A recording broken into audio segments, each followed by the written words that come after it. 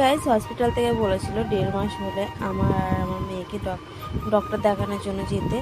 তো আজ আমি, মা আর আমার মেয়ে তিনজনে মিলে এই যে বেরিয়ে পড়েছি। আর বাইরে দেখো কী পরিমাণে মেঘ হয়েছে।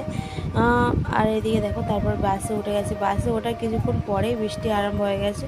তো যে কাজের জন্য এসেছিলাম সেটা তো আজ হলো না, কেননা আমাকে শুক্রবার আর মঙ্গলবার দেখতো, ওই জন্য আজ বৃহস্পতিবার দেখবে না। আর এদিকে দেখো আমাদের এখানে কতটা পরিমাণে বৃষ্টি হয়েছে, যার কারণে গাছও ভেঙে গেছে। আর রাস্তায় দেখো কতটা করে জল জমেছে।